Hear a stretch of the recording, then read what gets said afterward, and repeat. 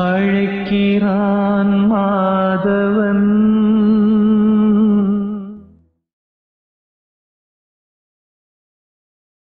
எல்லோருக்கும் வணக்கம். நெக்ஸ்ட் நம்ம போக இருக்கக்கூடிய யாத்ரா எங்க அப்படின்னு சொல்லி பார்த்தீங்கன்னா மந்த்ராலயம் நம்ம போக இருக்கோம். ராகவேந்திரர் அவர்களோட ஜீவ சமாதி ஆந்திர பிரதேஷில் இருக்கு. ஸோ அதை தாண்டி நம்ம பார்த்தோம்னா மகாவதார் பாபாஜி குகை மற்றும் நீம் கரோலி பாபா ஆசிரமும் நம்ம போக இருக்கிறோம். ஸோ அது ஹிமாலயாஸ் யாத்ராவாக நம்ம பிளான் பண்ணுறோம். மே அண்ட் ஜூனில் பிளான் பண்ணுறோம். மற்ற டீட்டெயில்ஸ் இந்த யாத்ராவை பற்றி தெரிஞ்சுக்கணும் அப்படின்னா ஆஃபீஸ் நம்பரை கான்டாக்ட் பண்ணுங்கள், எல்லா டீட்டெயில்ஸும் உங்களுக்கு கொடுப்பாங்க. அதே மாதிரி இந்த 7 நாள் பிரம்ம முகூர்த்தம் கிளாஸ் நெக்ஸ்ட் நம்ம பேட்ச் பிளான் பண்ணிட்டு இருக்கோம். அதுலேயும் கலந்துக்கணும்னா ஆஃபீஸ் நம்பரை கான்டாக்ட் பண்ணி நீங்கள் கலந்துக்கலாம். இல்லைங்க எனக்கு 21 நாள் வேணும் அப்படின்னு சொல்லி நிறைய பேர் நீங்கள் கேட்டுட்ருக்கீங்க. 21 நாள் ஆல்ரெடி நான் முன்னாடி சொன்ன மாதிரி இதுக்கப்புறம் நடக்காதுன்னு சொல்லியிருந்தேன். லாஸ்ட் அண்ட் ஃபைனல் பேட்சாக நம்ம அதை கம்ப்ளீட் பண்ணியிருக்கிறோம். ஸோ அதோட ரெக்கார்டிங்ஸ் வேணும் அப்படின்னா நீங்கள் தாராளமாக கேட்ட ஆஃபீஸ் நம்பரை கான்டாக்ட் பண்ணி வாங்கிக்கலாம். 21 days அப்படின்றது ரெக்கார்டிங்ஸில் தான் போகும். இதுக்கப்புறம் லைவில் அட்டன் பண்ணக்கூடியதுன்றது 7 days பிரம்ம முகூர்த்தம் கிளாஸாக தான் இருக்கும். சரி, இன்னைக்கு எந்த டாபிக் பற்றி நம்ம டிஸ்கஸ் பண்ண போகிறோம் அப்படின்னா, இறைத்தன்மையோடு நான் கலந்துருக்கிறேன்னா, ஸோ இறைவன் எனக்கு கூடயே இருக்கிறாரோ, ரொம்ப நான் இறைவனோட நெருங்கி இருக்கிறேன்னா அப்படின்னக்கூடிய விஷயங்கள் எல்லாத்தையுமே நம்ம சில சயின்ஸ் வச்சு நம்ம தெரிஞ்சுக்கலாம். ஸோ அந்த வகையில் ஒரு 10 சயின்ஸ் உங்களுக்கு ஒரு 10 அறிகுறிகள் நான் எடுத்து வச்சுருக்கேன். இந்த 10 அறிகுறிகள் இருந்துச்சு அப்படின்னா நீங்கள் இறைத்தன்மையோடு இருக்கீங்க அப்படின்னு சொல்லி நீங்கள் தாராளமாக தெரிஞ்சுக்கலாம். ஃபர்ஸ்ட் விஷயம் என்ன அப்படின்னு சொல்லி பார்த்தீங்கன்னா, ஒரு இன்னர் பீஸ்க்காக நீங்கள் ட்ராவல் பண்ண ஆரம்பிப்பீங்க. மற்ற எல்லோருக்குமே எது ஒரு சுகத்தை கொடுத்தாலுமே உங்களுக்கு இந்த மன நிம்மதி இருக்கு இல்லையா, ஸோ உள்ளே அந்த ஒரு இன்னர் பீஸ் இருக்கு இல்லையா, ஸோ அந்த ஒரு விஷயத்துக்காக தான் நீங்கள் ஓட ஆரம்பிப்பீங்க. ஃபர்ஸ்ட் விஷயம். ரெண்டாவது விஷயம் என்ன அப்படின்னா, இதுக்கு முன்னாடி உங்களுக்கு இந்த மெட்டீரியலிஸ்டிக்காக ஏதாவது உங்களுக்கு ஒரு சந்தோஷத்தை கொடுத்துருக்கலாம். எனக்கு அது வாங்கினா சந்தோஷம், எனக்கு இது வாங்கினா சந்தோஷம், நான் அப்படி ஆகிட்டேன்னா சந்தோஷம், இப்படி ஆகிட்டேன்னா சந்தோஷம்னு இந்த மெட்டீரியலிஸ்டிக்ஸ் திங்ஸில் உங்களுக்கு ஒரு ஈடுபாடு இருந்திருக்கலாம். அதே ஒரு விஷயம் இப்போ உங்களுக்கு கிடைச்சா ஃபஸ்ட்டு நீங்கள் எந்த மாதிரி சந்தோஷப்பட்டீங்களோ அந்த அளவுக்கு நீங்கள் சந்தோஷப்பட மாட்டீங்க. இப்போ இருக்குது, இதை நான் அனுபவிக்கிறேன், அப்புறம் கடந்து போக போகிறேன் அப்படின்ற ஒரு தெளிவு வரும். அப்போ இதுக்கு முன்னாடி நீங்கள் பார்த்த பார்வையும் இப்போ பார்க்கக்கூடிய பார்வையும் இந்த மெட்டீரியலாக சொல்கிறேன், அது டோட்டலாக சேஞ்ச் ஆகும். ஸோ இது ரெண்டாவது விஷயம். மூணாவது விஷயம் என்ன அப்படின்னு சொல்லி பார்த்தீங்கன்னா, இதுக்கு முன்னாடி நீங்கள் என்னென்ன விஷயங்கள்லாம் கற்றுருந்தீங்களோ அந்த கற்றுருக்கக்கூடிய விஷயத்தில் எல்லாத்துலேயுமே உங்களுக்கு ஒரு கேள்வி ஒன்று உண்டாகும்.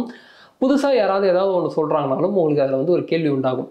இதுக்கு முன்னாடி நீங்கள் பார்த்த பார்வையும் இப்போது ஒரு விஷயத்தை பார்க்கக்கூடிய பார்வையும் மாறுது அப்படின்னும் போது நீங்கள் அதை எப்படி இப்போ நம்ம ஒரு விஷயத்தை லென்ஸை வச்சு அனலைஸ் பண்ண எப்படி பண்ணுவோமோ அந்த மாதிரியான ஒரு விஷயத்தை நீங்கள் அனலைஸ் பண்ண ஆரம்பிப்பீங்க. ஸோ இது மூணாவது விஷயம். நாலாவது விஷயம் என்ன அப்படின்னா, உங்களோட இன்ட்யூஷன் ரொம்ப ஸ்ட்ராங் ஆக ஆரம்பிக்கும். ரொம்ப ஸ்ட்ராங் ஆகும். இப்போ ஒரு இன்ட்யூஷன் ஒன்று உங்களுக்கு வருது அப்படின்னா, பாரு அன்றைக்கே இது எனக்கு தோணுச்சு, இது இப்போ தான் கரெக்டாக, அது நான் அன்றைக்கே தோணுன ஒரு விஷயத்தை நான் பண்ணியிருந்தேன்னா கரெக்டாக இருந்திருக்கும். இப்போ பாரு நான் என்ன நினச்சனோ அதே தான் நடந்திருக்கு, நான் எனக்கு என்ன தோணுச்சோ அதே தான் நடந்திருக்கு அப்படின்னு சொல்லி உங்களோட இன்ட்யூஷன், இப்போ யாராவது ஒருத்தவங்க வராங்க அப்படின்னா ஒன்று உங்களுக்கு தோணும், இந்த பர்சன் இதுக்கு தான் வராங்க அப்படின்னு சொல்லி தோணும். அதே மாதிரி எல்லா விஷயமும் எடுத்துங்களேன், இன்ட்யூஷனில் எந்தெந்த விஷயம்லாம் வருது, இதை பண்ணாதன்னு சொல்லி ஒன்று இன்ட்யூஷன் உள்ளே சொல்லுதுன்னா அந்த ஒரு விஷயம் ரொம்ப ஸ்ட்ராங்காக இருக்கும். இது எல்லாமே உங்களுக்கு கொஞ்சம் கொஞ்சமாக க்ரோ ஆகிறது உங்களுக்கு தெரியும். ரொம்ப ஸ்ட்ராங்காக அந்த இன்ட்யூஷனை ஃபீல் பண்ணுவீங்க. அது நாலாவது விஷயம். ஸோ அஞ்சாவது விஷயம் என்ன அப்படின்னு சொல்லி பார்த்தீங்கன்னா, டிஸ்கனெக்டடாக ஃபீல் பண்ணுவீங்க, ஆனால் கனெக்டடாக இருப்பீங்க. எந்த வகையில் அப்படின்னு சொல்லி பார்த்தோன்னா, இந்த உலகத்துடன் தொடர்பு கொள்ளக்கூடிய விஷயத்தில் எல்லாத்துலேயுமே உங்களுக்கு டிஸ்கனெக்டாக இருக்கிற மாதிரி ஒரு ஃபீல் இருக்கும்.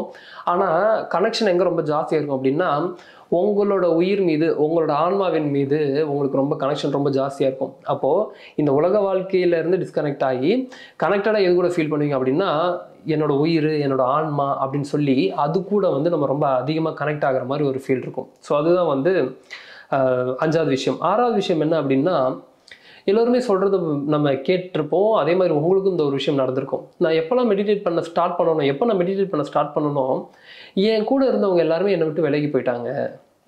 ஃபஸ்ட்டு இருந்த மாதிரியான ரிலேஷன்ஷிப் எனக்கும் அவங்களுக்குமே இல்லை. ஃபஸ்ட்டு என் கூட யாரெல்லாம் பேசினாங்களோ இப்போ அவங்களாம் பேச மாட்றாங்க. ஸோ இதுக்கு இந்த ஒரு தியானம்ன்ற ஒரு விஷயத்துக்குள்ள வந்ததுக்கப்புறம் நிறைய விஷயங்களை இழந்த மாதிரி ஒரு ஃபீல் இருக்குது அப்படின்லாம் சொல்லுவாங்க. இதுக்கு முன்னாடி இருந்த ரிலேஷன்ஷிப்பும் இப்போ இருக்கக்கூடிய ரிலேஷன்ஷிப்லேயும் ஒரு சேஞ்சஸ் வரும். இதுக்கு முன்னாடி இருந்த ரிலேஷன்ஷிப் டோட்டலாக அவங்கள விட்டு விலகி போகிற மாதிரி இருக்கும். இப்போ இருக்கக்கூடியவங்க ரொம்ப கனெக்டடாக இருக்கிற மாதிரி இருக்கும். அப்போ என்ன அப்படின்னா, எப்போ நீங்கள் ரொம்ப கனெக்டடாக ஃபீல் பண்ணுறீங்களோ, நீங்கள் எப்போ உங்களோட வைபில் சேஞ்ச் பண்ணுறீங்களோ ஆட்டோமேட்டிக்காக அந்த வைபுக்கு யாரெல்லாம் செட் ஆக மாட்டாங்களோ அவங்க எல்லாரையுமே பிரிச்சிடும். நீங்கள் எந்த வைபில் இருக்கீங்களோ அந்த வைபில் தான் நீங்கள் அட்ராக்ட் பண்ணுவீங்க. அப்போது நீங்கள் ஒரு வைப்ரேஷனை சேஞ்ச் பண்ணும்போது, உங்களோட ஃப்ரீக்வன்சி நீங்கள் சேஞ்ச் பண்ணும்போது ஆட்டோமேட்டிக்காக அவங்க அந்த மாதிரியான ஃப்ரீக்வன்சியில் இல்லைன்னா அவங்கள எல்லாரையுமே ஒதுக்கிடும். அப்போ இந்த ஃப்ரீக்வன்சியில் யார் இருக்காங்களோ அவங்க கூட தான் நீங்கள் ரொம்ப கனெக்ட் ஆவீங்க, அவங்க தான் ஆட்டோமேட்டிக்காக ஈர்க்கப்படுவாங்க.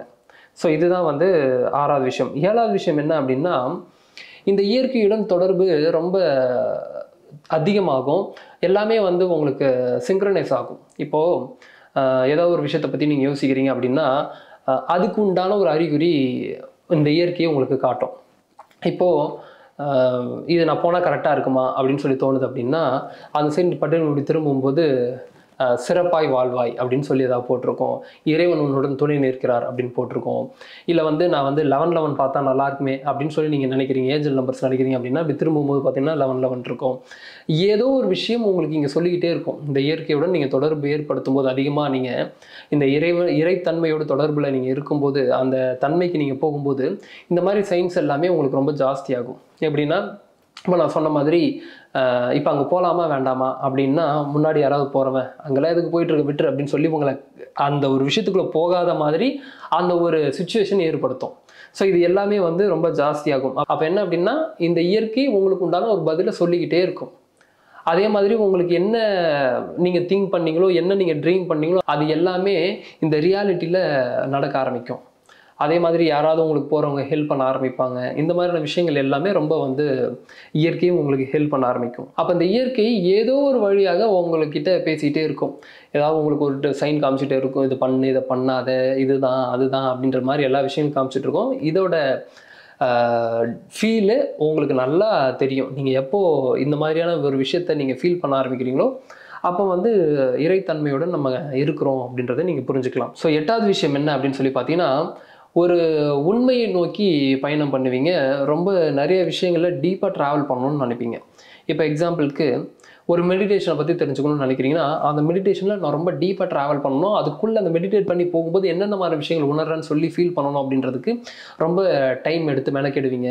அதே மாதிரி வந்து பார்த்தீங்கன்னா நிறைய புக்ஸ் படிக்கணும்னு உங்களுக்கு மேபி தோணலாம், நிறைய இதை பற்றி தெரிஞ்சுக்கணும் அப்படின்னு சொல்லி தோணலாம், இது தெரிஞ்ச சில பேர்கிட்ட நான் தொடர்பு கொண்டு பேசலாம்னு சொல்லி தோணலாம், இதை தெரிஞ்ச யாராவது ஒருத்தர் நம்மளுக்கு ஹெல்ப் பண்ண மாட்டாங்களா அப்படின்ற மாதிரி அந்த ஒரு விஷயத்தில் ரொம்ப டீப்பாக நீங்கள் ட்ராவல் பண்ண ஆரம்பிப்பீங்க.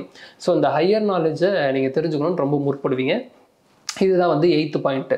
9th பாயிண்ட் என்ன அப்படின்னா, இந்த மாதிரி நீங்கள் ட்ராவல் பண்ணும்போது இந்த இறைத்தன்மையுடன் நீங்கள் தொடர்பில் இருக்கும்போது என்ன நடக்கும் அப்படின்னா ரொம்ப சென்சிட்டிவாக மாற ஆரம்பிச்சிருவீங்க. அதே மாதிரி வந்து பார்த்திங்கன்னா ரொம்ப அவேராக ஆக ஆரம்பிச்சிருவீங்க. நான் முன்னாடியே சொல்லும்போது இந்த விஷயங்கள் எல்லாமே எப்போ நம்மளுக்கு கவனிப்போம் அப்படின்னா எப்போ நீங்கள் அவேராக இருக்கீங்களோ அப்போ தான் கவனிப்பீங்க. அப்போது இந்த அவேரும் ரொம்ப ஜாஸ்தி ஆகிடும், இந்த அவேர்னஸும் ரொம்ப ஜாஸ்தி ஆகிடும். அதே மாதிரி நீங்கள் ரொம்ப சென்சிட்டிவாக மாற ஆரம்பிச்சிடுவீங்க. இப்போது சில எமோஷன்ஸ்லாம் நீங்கள் வந்து இதுக்கு முன்னாடி வந்து பார்த்தீங்கன்னா இக்னோர் பண்ணிட்டு போயிருப்பீங்க. ஆனால் இந்த மாதிரியான ஒரு விஷயங்கள் நடக்க ஆரம்பிக்கும் போது சின்ன சின்ன எமோஷன்ஸும் உங்களுக்கு ரொம்ப கேர் பண்ண ஆரம்பிப்பீங்க. அதுக்கு வந்து கொஞ்சம் கவனிக்க ஆரம்பிப்பீங்க, உங்களை நீங்களே ஹீல் பண்ணிக்க ஆரம்பிப்பீங்க. இந்த மாதிரியான விஷயங்கள் எல்லாமே ஆட்டோமேட்டிக்காக நடக்க ஆரம்பிச்சிடும். ஸோ லாஸ்ட் அண்ட் ஃபைனல் நான் 10 அறிகுறிகள் சொல்லியிருந்தேன். இந்த 10வது அறிகுறி என்ன அப்படின்னு சொல்லி பார்த்தீங்கன்னா, இந்த உலகத்துக்கு நம்ம சும்மா வரல, ஏதோ ஒரு காரணத்தோட வந்திருக்கோம், அந்த காரணம் என்ன அப்படின்னு சொல்லி ரொம்ப தேட ஆரம்பிப்பீங்க. ஏதோ இங்கே ஒரு விஷயத்திற்காக நம்ம வந்திருக்கோம், இது சும்மா வந்து போல, ஏதோ காரணம் இருக்குது, அந்த காரணம் என்ன அப்படின்றத நம்ம தேடுவோம் அப்படின்னு சொல்லி ரொம்ப டீப்பாக அதில் நம்ம ட்ராவல் பண்ண என்ன ஆகும் அப்படின்னா இந்த நான் யார் அப்படின்னக்கூடிய கேள்வி வரும். அந்த நான் யாருன்ற கேள்விக்கு நீங்கள் அவ்வளோ முற்படுவீங்க. அப்போ யார் இறைவன், யார், நான் எதுக்கு இங்கே படைக்கப்பட்டிருக்கேன், என்னோட வேலை என்ன, இப்போ நான் இங்கே வந்திருக்கேன்னா எனக்குன்னு சில கடமைகள் இருக்குல்ல, அந்த கடமை என்ன, எதற்காக இந்த மனித பிறப்பு, என்ன ஒரு விஷயம் இதுக்கு முன்னாடி நான் பண்ணேன், நான் இங்கே வந்திருக்கேன், இப்படின்னக்கூடிய அனைத்து கேள்விகளுக்கும் உங்களுக்கு பதிலை தேடி நீங்கள் ட்ராவல் பண்ணிட்டு இருப்பீங்க. அப்போது ஃபைனலாக நீங்கள் எங்கே போய் நிற்பீங்க அப்படின்னு சொல்லி பார்த்தீங்கன்னா, ஏதோ ஒரு காரணத்திற்காக வந்திருக்கேன், சும்மா இங்கே சாப்பிட்றதுக்கு, தூங்குறதுக்கு, இனப்பெருக்கம் பண்ணுறதுக்கு, வாழ்வதற்கு அப்படின்றது வரல, இங்கே ஒரு காரணம் இருக்குது, அந்த காரணம் என்ன அப்படின்னு சொல்லி நம்ம தேட ஆரம்பிப்போம். ஸோ இந்த ஒரு 10 விதமான விஷயங்கள் தான் இந்த அறிகுறிகளாக நம்ம எடுத்துக்கலாம்.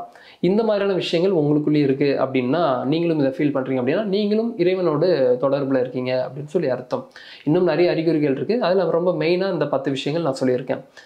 இந்த விஷயங்கள்லாம் உங்களுக்குள்ளேயும் இருக்கான்னு சொல்லி பாருங்கள். இல்லை இந்த 10 அறிகுறிகளில் நான் இதை ரொம்ப ஸ்ட்ராங்காக ஃபீல் பண்ணுறேன், இந்த ஒரு விஷயம் எனக்கு இன்ட்யூஷன் பயங்கரமாக ஒர்க் ஆகுது அப்படின்னாலும் கமெண்ட் பண்ணுங்கள். இந்த 10 பாயிண்ட்ஸில் எந்த பாயிண்ட்டில் நீங்கள் ரொம்ப டீப்பாக ஃபீல் பண்ணுறீங்க அப்படின்றதும் கமெண்ட் செக்ஷனில் கமெண்ட் பண்ணுங்கள். நீங்கள் என்ன மாதிரியான மெடிடேஷன் பண்ணுறீங்க, எப்போ இந்த மெடிடேஷன் பண்ண ஸ்டார்ட் பண்ணீங்க அப்படின்றதும் கமெண்ட் செக்ஷனில் கமெண்ட் பண்ணுங்கள். மீண்டும் இதே மாதிரி இன்னொரு வீடியோ பதிவில் சந்திக்கிறேன். நன்றிகள், வணக்கம்.